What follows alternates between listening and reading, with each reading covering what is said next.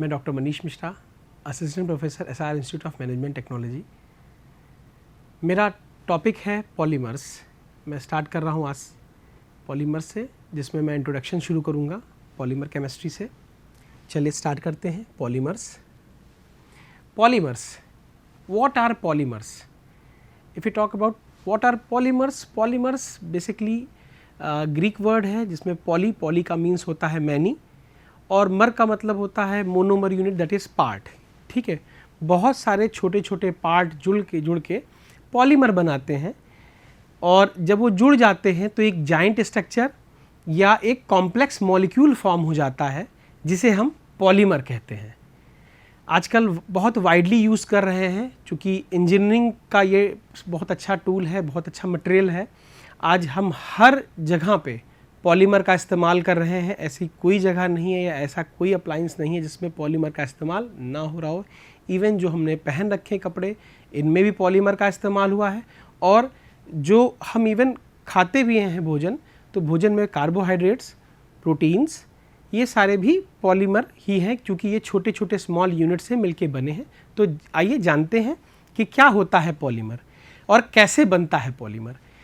Polymer basically अगर हम बात करें तो it is a type of, that is small repeating units are joint together, these are called monomers and this is called polymer, made by the linking together of large number of small molecules, that is repeating units called monomers, held together by covalent bond, that is called polymers. Small number of monomeric units are joined together. Small number of monomeric units are joined together called polymers, and repeating unit of monomer in this polymer chain is called monomer, that is held together by covalent bond. Covalent bond basically बनते कैसे हैं, polymer बनाते कैसे हैं? ये basically polymer molecule वो बना सकते हैं जिनके पास फंक्शनलिटी हो और बाई फंक्शनलिटी हो। ठीक है, जिनके पास रिएक्टिंग साइट हो, वो मॉलिक्यूल पॉलीमर नहीं बना सकते जिनके पास रिएक्टिंग साइट ना हो। तो 2 और मोर बाइंडिंग साइट्स जिनके पास अवेलेबल हैं वही पॉलीमर बना सकते हैं। तो पॉलीमर है क्या? Small units are joint together and form huge और giant molecule, that is called polymer. या ऐसे भी बोल सकते हैं, polymer made by the linking together of large number of small molecules held together by covalent bond are called polymers. चलिए अब move करते हैं नेक्स्ट स्लाइड पे। अब बात करते हैं पॉलीमर क्या था। मैंने बताया छोटी छोटी यूनिट्स को जोड़ के हमने पॉलीमर बना लिया। अब हम बात करेंगे वो जो छोटी स्मॉल यूनिट्स थी जो कि पॉलीमर चेन में रिपीट कर रही थी, उन्हें हम मोनोमर कहते हैं। That is repeating unit in a polymeric chain is called monomer. अब वाटर मोनोमर्स की बात करते हैं। तो वाटर मोनोमर्स, मैंने कुछ मोनोमर्स लिए हुए हैं, स्क्रीन पे अपीयर है आपके स्लाइड में। Ethylene, propylene, vinyl chloride, tetrafluoroethylene देखेंगे, ये हमारे मोनोमर्स हैं। अगर हम बात करें इसी में आगे पॉली लगा देंगे तो पॉलीथिलीन, ये हमारा पॉलीमर बन जाएगा। इसके बहुत सारे units, n number of units अगर हम जोड़ देते हैं, n नंबर ऑफ यूनिट्स अगर हम जोड़ देते हैं तो ये पॉलीइथिलीन बन जाएगा। ऐसे सेम यहाँ पे भी अगर n नंबर ऑफ यूनिट्स हमने जोड़ दिया तो ये पॉलीप्रोपिलीन बन जाएगा।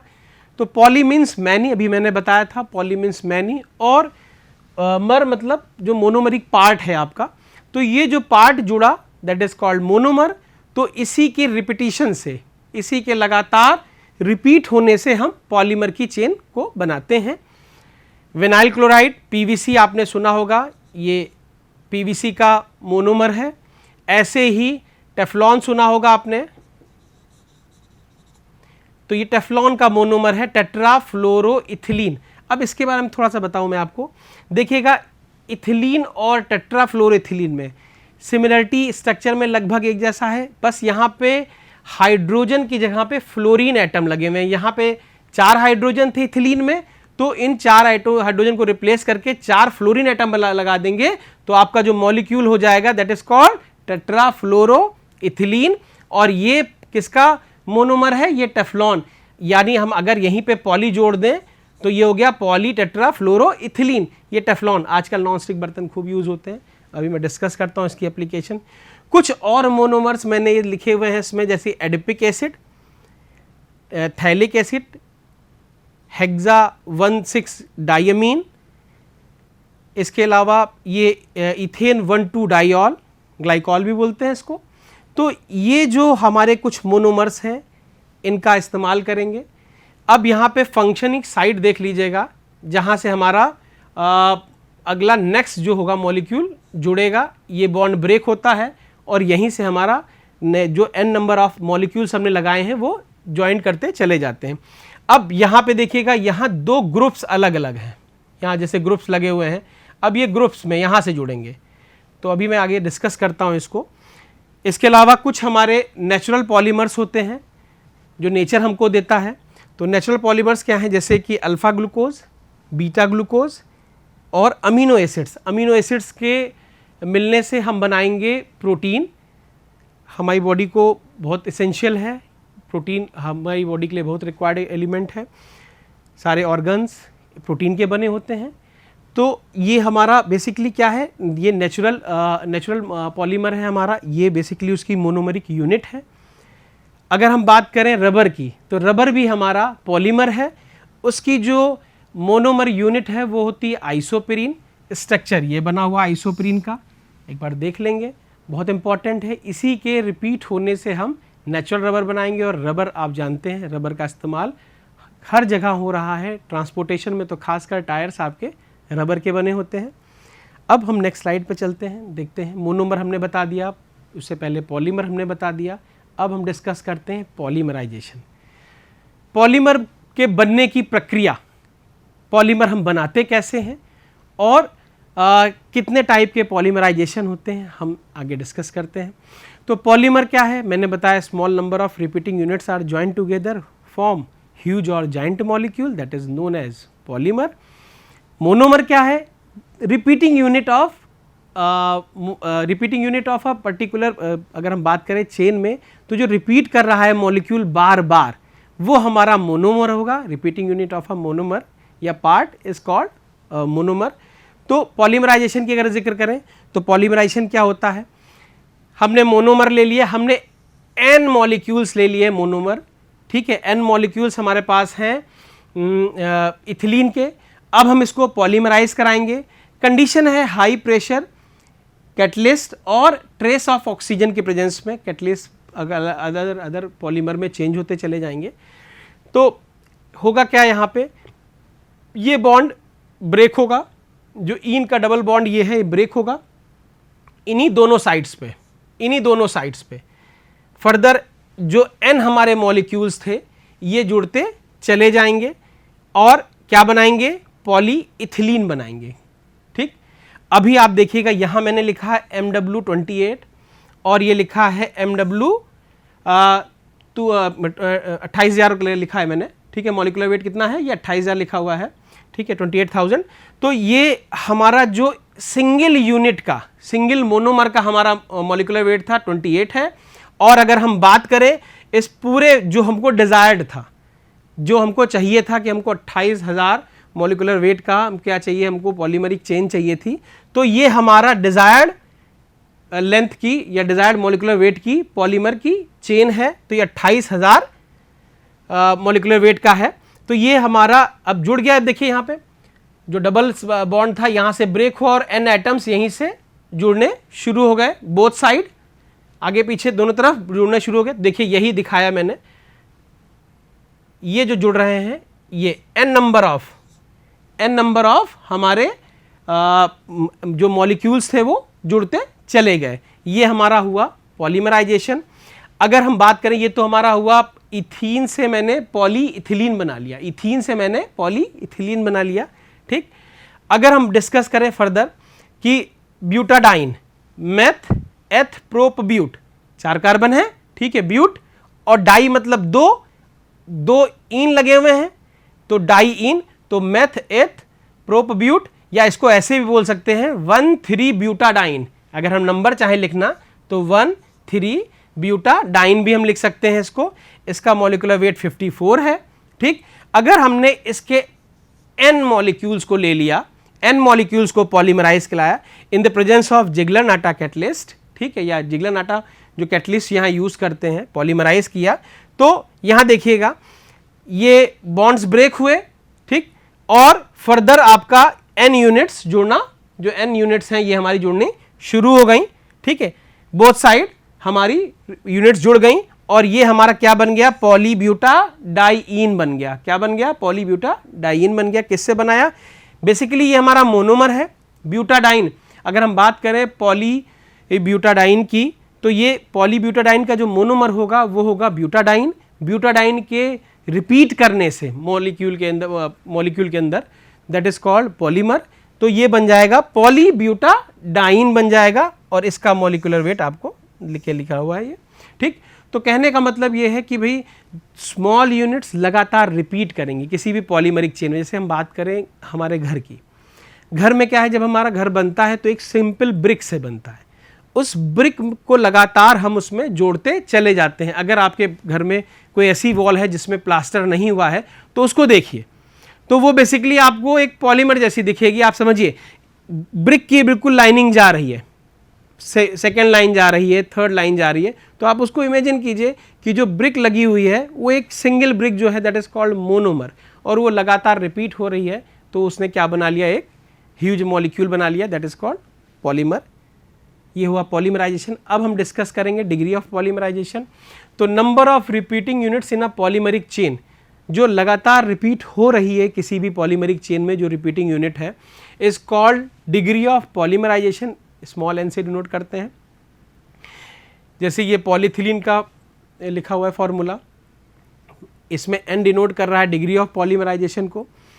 फॉर्मूला होता है m equals to n m naught. m जो है बेसिकली मॉलिकुलर वेट है पॉलीथिलीन का। ठीक है, अगर हम बात करें m नॉट तो ये मॉलिकुलर वेट ऑफ मोनोमर है, ये पूरे पॉलीमर का है m, कैपिटल M ये जो है, और m नॉट जो लिखा हुआ है ये सिंगल यूनिट का या सिंगल मोनोमर का हमारा है।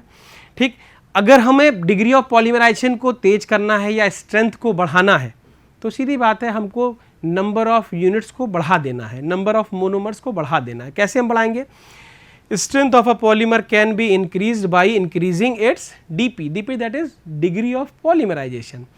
अगर हाई डीपी की बात करें तो ये हार्ड, अगर हाई डीपी है, ज़्यादा हमने रखे हैं, नंबर ऑफ मोनोमर्स ज़्यादा रखे हैं, तो ये क्या बनेगा, हार्ड एंड हीट रेजिस्टेंट होगा। और अगर लो डीपी की बात करें तो ये सॉफ्ट और ग्लूमी होगा। ठीक, एक देख लीजिएगा डेटा ये हमारे पास है।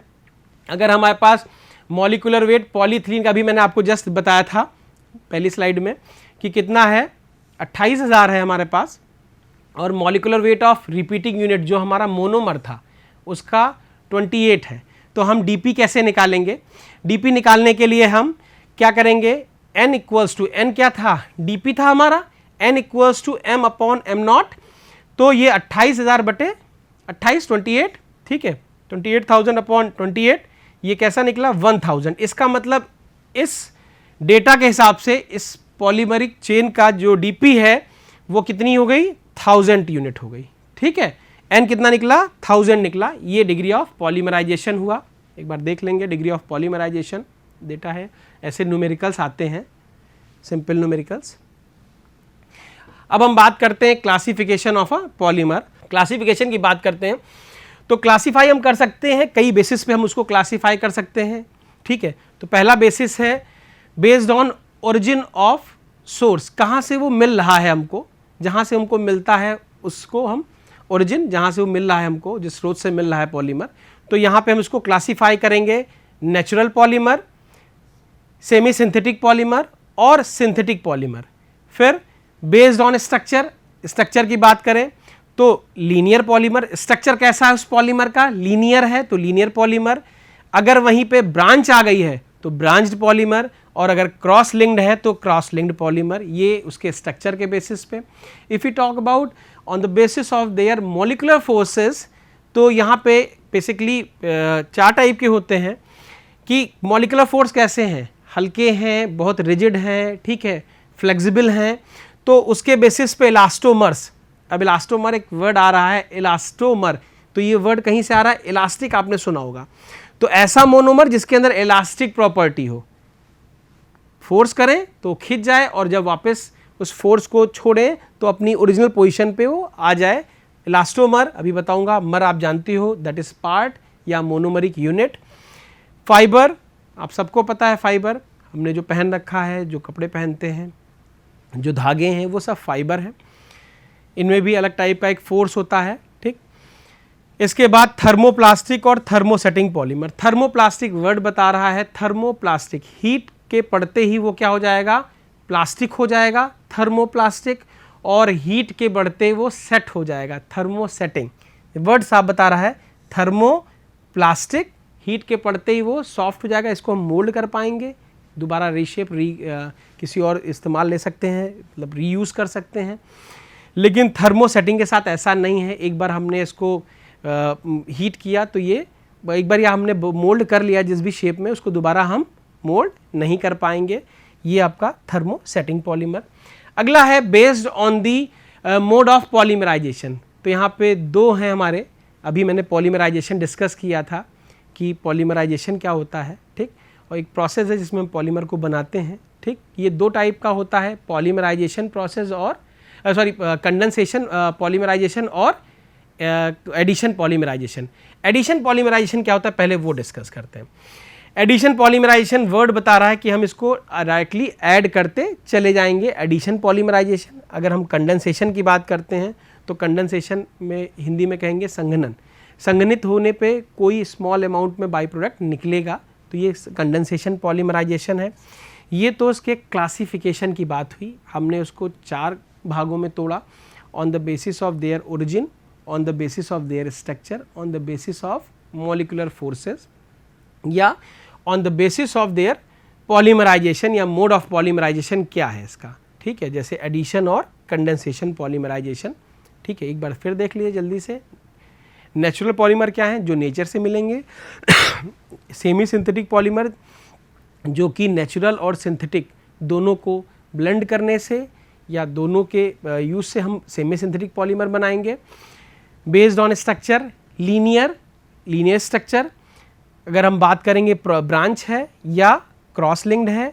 अगर हम बात करेंगे based on molecular forces, elastomer है, फाइबर है, थर्मोप्लास्टिक है, थर्मोसेटिंग है, या हम बात करें पॉलीमराइजेशन तो 2 type of polymerisation, one is addition and another is condensation polymerisation.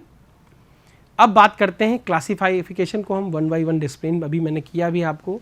Based on origin, natural है जो नेचर देगा, सिंथेटिक जो हम लैब में सिंथेसिस करेंगे, ठीक। इसके बाद on the basis of nature of monomer क्या है, तो नेचर ऑफ मोनोमर कैसा हो सकता है, मे बी होमो हो सकता है, मे बी हेट्रो हो सकता है। तो होमो मीन्स सेम, अगर मोनोमर सेम है जो एक यूनिट में जुड़े हुए हैं, एक ही जैसे मोनोमर जुड़े हुए हैं तो होमो पॉलीमर कहलाएंगे, ठीक।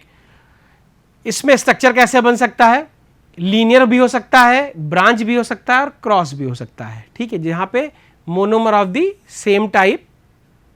अगर हम हेट्रोपॉलीमर की बात करें या कोपॉलीमराइजेशन की बात करें तो यहाँ पे कोपॉलीमर या हेट्रो मतलब डिफरेंट मोनोमर या डिफरेंट यूनिट्स जुड़ी होंगी इसमें, तो डिफरेंट रिपीटिंग यूनिट्स इसमें जुड़ी होंगी, जिसमें कि भाई हेट्रो भी बोल सकते हैं और कोपॉलीमर भी बोल सकते हैं, ठीक। अब देखिए लीनियर या ब्रांच्ड, अब इसको हम फर्दर क्लासीफाई करते हैं हेट्रोपॉलीमराइजेशन को, तो ये लीनियर होता है, ब्रांच्ड होता है, ग्राफ्ट होता है। ग्राफ्ट में 2 टाइप के, तो एक रेगुलर होता है, एक इर्रेगुलर। ग्राफ्टिंग आपने की भी होगी, आपने ग्राफ्टिंग में बता दूं आपको, जो गुलाब लगाते हैं तो उसकी कलम लगती है, तो आजकल ग्राफ्टिंग करते क्या है, एक ही प्लांट पे हम डिफरेंट टाइप के गुलाब को उगाते हैं, तो उनकी सबकी अलग अलग हम कलमें उसी प्लांट में, लाल गुलाब, पीला गुलाब, सफ़ेद गुलाब की हम एक मेन जो स्टेम होती है उसमें ग्राफ्ट कर देते हैं, कलम लगाना, तो हमने उसको ग्राफ्ट कर दिया। अब अलग अलग ब्रांचेस अलग अलग कलर के फ्लावर्स को देंगी, दिस इज कॉल्ड ग्राफ्टिंग। तो ग्राफ्टिंग भी 2 टाइप की, रेगुलर और इर्रेगुलर 2 टाइप की होती है। अगर हम ब्लॉक की बात करें तो ब्लॉक पॉलीमर भी 2 टाइप के होते हैं, रेगुलर और इर्रेगुलर, अभी मैं डिस्कस करता हूँ स्ट्रक्चर के साथ में। नेक्स्ट है on the basis of chemical nature. अब उस पॉलीमर का केमिकल नेचर क्या है, अब वो जानते हैं। केमिकल नेचर कैसा है कि जो पॉलीमर की बैकबोन है, जो मेन बैक, जैसे हमारी बैकबोन है जो रीढ़ की हड्डी है, ठीक है, जिससे हम खड़े हैं, वैसे ही पॉलीमर की भी एक बैकबोन है। अब उसकी बैकबोन पे क्या है, अगर ऑर्गेनिक पॉलीमर है तो बैकबोन पे क्या होगा, कार्बन एटम होंगे, ठीक है, ये ऑर्गेनिक पॉलीमर हो गया आपका।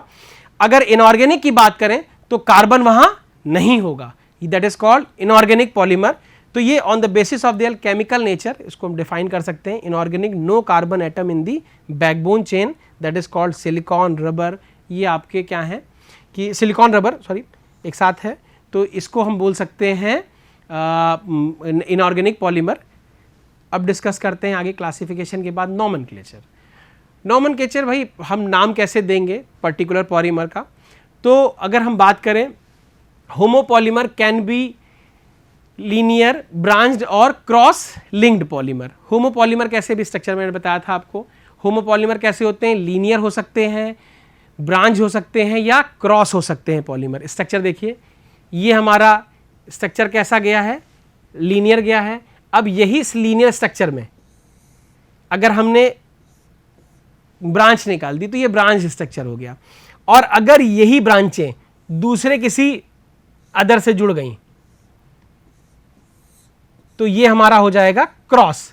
तो ये लीनियर हमारा बन गया, ये ब्रांच बन गया, और ये वाला हमारा क्रॉस लिंक्ड स्ट्रक्चर हो गया। अब यहां फर्दर देख सकते हैं, होमोपॉलीमर मोनोमर्स ऑफ दी, जो मोनोमर है वो सेम है। आप देखें, होमो मतलब सेम, तो आप देखें ए ये हमारी पॉलीमर की बैकबोन है, देखिएगा, तो ये सेम मोनोमर एक साथ जुड़े हुए हैं, ये होमोपॉलीमर हो गए। अगर हम बात करें कोपॉलीमर की, तो डिफरेंट रिपीटिंग यूनिट्स एक साथ जुड़ेंगी, ये कोपॉलीमराइजेशन हुआ आपका, ठीक। और कोपॉलीमराइजेशन को भी हम अलग से क्लासीफाई कर सकते हैं, जैसे कि रैंडम कोपॉलीमर, अल्टरनेट कोपॉलीमर और ब्लॉक कोपॉलीमर। अब रैंडम कोपॉलीमर क्या कह रहा है, रैंडम मतलब कि एक के बाद एक, ठीक है, मतलब कोई पर्टिकुलर सीक्वेंस नहीं है वहां पे, ठीक है, A B A B B ऐसे करके एक सीक्वेंस बनता चला गया, लेकिन रैंडम है, कोई पर्टिकुलर एक डिफरेंट पैटर्न पे नहीं है कि ए बी ऐसे नहीं है, डिफरेंट एक सीक्वेंस आपका रैंडम है। जैसे ये डबल ए लगा हुआ है, फिर बी ए लगा हुआ है, फिर डबल बी है, फिर ए है, फिर बी है, फिर डबल ए है, एक रैंडम सीक्वेंस हमारा है। तो ये रैंडम कोपॉलीमर, टू और मोर डिफरेंट रिपीटिंग यूनिट्स एक साथ जुड़ी होंगी। अल्टरनेट कोपॉलीमर मतलब एक के बाद एक, ए बी, ये हमारा क्या हुआ, ये हमारा अल्टरनेट सीक्वेंस हुआ डिफरेंट मोनोमर्स का, ठीक। इसके बाद हम बात करेंगे ब्लॉक कोपॉलीमर की। ब्लॉक कोपॉलीमर में क्या होगा, एक तो इसमें एक लंबा सीक्वेंस होगा एक पर्टिकुलर मोनोमर का, हमारा ए करके चला जाएगा, फिर बी जुड़ेगा हमारा लंबे से, ठीक है। तो ये देखो, ये हमारा एक सीक्वेंस हुआ, ए हुआ, फिर ये देखो बी हुआ हमारा, ठीक है, फिर ये ए हुआ, ठीक। तो long sequences of a monomer are followed by a large sequence of a another monomer, ये हमारा ब्लॉक्ड कोपॉलीमर कहलाएगा। तो होमोपॉलीमर को भी हमने क्लासीफाई कर लिया, ठीक, दैट इज रैंडम कोपॉलीमर को हमने रैंडम कोपॉलीमर में, फिर अल्टरनेट कोपॉलीमर में, फिर ब्लॉक कोपॉलीमर में। ग्राफ्टिंग मैंने बताई आपको कि हम कलम लगाएंगे, ठीक है, हम क्या लगा रहे हैं, कलम लगा रहे हैं, ठीक है। देखो ये मेन हमारी यूनिट थी, इस पर हमने क्या किया, कलमें लगा दी, ठीक है, ये ग्राफ्टिंग कर दी। Chain made from one type of monomer with branches of another type, that is called graft copolymer. अब बात करते हैं वेरी इंपॉर्टेंट टेक्टिसिटी की। टेक्टिसिटी क्या है, orientation of a monomeric unit in a polymer takes place in orderly और disorderly fashion with respect to main chain. The difference in configuration affect their physical properties. तो ये बेसिकली अरेंजमेंट है कि कहाँ लगे हुए हैं ग्रुप्स, ठीक। अगर हम बात करें आइसोटेक्टिक की, तो आइसोटेक्टिक हमारी पोजीशन है head to tail configuration. Head to tail configuration यानी कि हमारा जो मोनोमर होगा या हमारा जो फंक्शनल ग्रुप होगा वो सेम साइड होगा, सेम साइड होगा और एक तरफ होगा चेन में, that is called isotactic. Head to tail configuration भी कहते हैं इसको, आइसोटेक्टिक, सेम साइड में हमारे फंक्शनल ग्रुप लगे होंगे, ये कहलाएगा हमारा आइसोटेक्टिक। नेक्स्ट है हमारा फंक्शनल ग्रुप जो कि ऑक्यूपाई करेगा अल्टरनेट पोजीशन, वेरी इंटरेस्टिंग, ठीक है। जब देखो यहाँ पे देखो हमारा जो ये फंक्शनल ग्रुप है ये अल्टरनेट पोजीशन पे है अल्टरनेट पोजीशन पे, ठीक। Functional group occupy alternating position, that is called syndiotactic. अगर हम बात करते हैं एटैक्टिक की, अभी मैंने आपको बताया आइसोटैक्टिक, इससे पहले जो फंक्शनल ग्रुप लगेंगे वो सेम साइड लगेंगे, ठीक है। ये ओरिएंटेशन है किसी भी मॉलिक्यूल का। अब बात करें सिंडियोटैक्टिक की, तो ये रिपीटिंग होंगे, अल्टरनेट होंगे और सेम साइड होंगे और अल्टरनेट लगेंगे, आपके अल्टरनेट पोजीशन पे होंगे, दैट इज कॉल्ड सिंडियोटैक्टिक। हम बात करें एटैक्टिक की, तो functional group arrange in random manner, ठीक। रैंडम मैनर में अगर अरेंज है मतलब कोई पर्टिकुलर सीक्वेंस नहीं है, फंक्शनल ग्रुप कहीं पे भी लगे हुए हैं, देखते जाएं, यहाँ पे 2 छोड़ के, यहाँ पे 1 पे छोड़ के था, ठीक। तो ये हमारा कहलाएगा एटैक्टिक। तो ये तो हमारा हो गया हमारा टेक्टिसिटी का पोर्शन। 3 टाइप के टेक्टिसिटी, पहला मैंने बताया आइसोटैक्टिक, दूसरा है हमारा सिंडियोटैक्टिक और तीसरा है हमारा एटैक्टिक, ठीक। अगर हम बात करें बेसिकली टेक्टिसिटी, हमारी एक रेगुलर ज्योमेट्री है, एक पैटर्न है जिसमें कि मॉलिक्यूल्स अरेंज होते हैं। मॉलिक्यूल का कैसा अरेंजमेंट है, सेम साइड है, जैसे मैंने अभी आपको बताया, सेम साइड है आइसोटैक्टिक, डिफरेंट साइड है यानी और अल्टरनेट पोजीशन पे है तो सिंडियोटैक्टिक, और अगर यही हमारा रैंडम है, कोई पर्टिकुलर सीक्वेंस नहीं है, ठीक है, दैट इज कॉल्ड एटैक्टिक। अगर हम बात करें फॉर एग्जाम्पल अगर हम लेते हैं तो polypropylene is a gummy solid, while isotactic basically तुम्हारा वर्जन है is highly crystalline and tough होता है, समझना। और यही आपका पूछते हैं स्टीरियो रेगुलर और स्टीरियो इर्रेगुलर। स्टीरियो रेगुलर आपका क्या है, जो हमारा आइसोटैक्टिक टेक्टिसिटी है जिसमें कि एक साइड में लगा है वो हमारा स्टीरियो रेगुलर है, और जो हमारा रैंडम है या हमारा अल्टरनेट जो लगा हुआ है एटैक्टिक, ये हमारा कहलाता है स्टीरियो इर्रेगुलर पॉलीमर, ठीक है। जैसे हमने एग्जांपल आपको बता दिया पॉलीप्रोपिलीन, तो आप सब लिख सकते हैं कि right the stereo regular example of stereo regular polymer, तो आप पॉलीप्रोपिलीन को दे सकते हैं। Thank you.